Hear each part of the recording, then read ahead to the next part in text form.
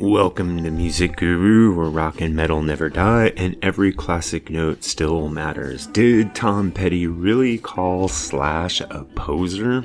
Oh yes, in what might be called one of the more unexpected guitar slinger disses of the 90s, the laid-back king of Americana took a shot at Guns N' Roses' top-hatted riff wizard, and it wasn't subtle. In a now widely quoted comment, Tom Petty said that Slash represented, quote, manufactured rebellion. He felt Guns N' Roses never truly paid their dues, lacked real street cred, and that Slash's iconic look was, in essence, a costume, a way to dress up average playing in leather, curls, and a dangling cigarette. So, shots fired from a guy who once said that the Beatles changed his life after he saw them on Ed Sullivan.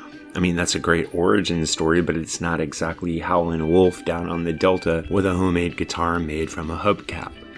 Let's not forget that Tom Petty was a multi-millionaire rock star before Guns N' Roses released Appetite for Destruction. His band played in bars, sure, but they had management, label backing, and radio airplay pretty early on. Slash, meanwhile, came up through LA's dirty rock scene, sleeping in rehearsal spaces and auditioning for glam bands with names like Black Sheep and Hollywood Rose.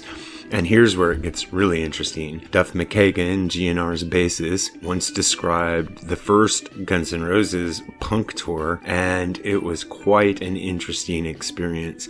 Picture this: no van, no road crew, no money.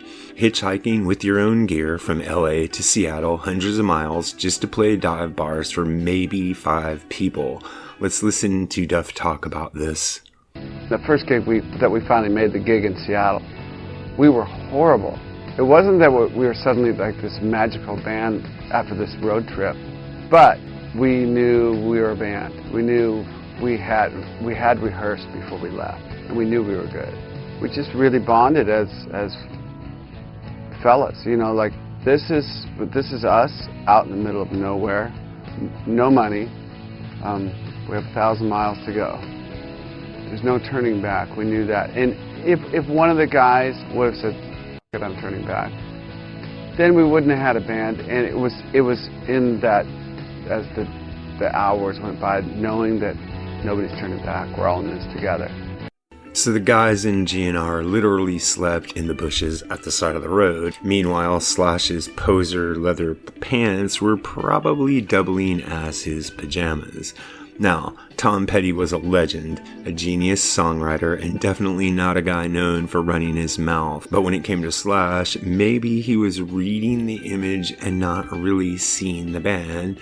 And he wasn't entirely wrong. Guns N' Roses were extremely stylized, and they had a very polished image, even if that image was based on being kind of down and dirty. Question is, what do you think? Do you think Tom Petty was just calling out the industry's obsession with image, or was he actually right? Did he have some substance to his criticism? Did Slash deserve his legendary status, or was Petty on? Let me know by dropping your comments in this section below. For my own part, I think that Guns N' Roses was a great band early on, but they faded pretty quickly. I think the same thing could also be said for Tom Petty's band, the Heartbreakers, that they had more energy and substance when they started than they did when they ended. This is what I think, but what really matters is what you think. So if you have an idea about this or any other topic connected to classic or contemporary music, please drop it in the section below, and remember to like and subscribe. Thanks a lot.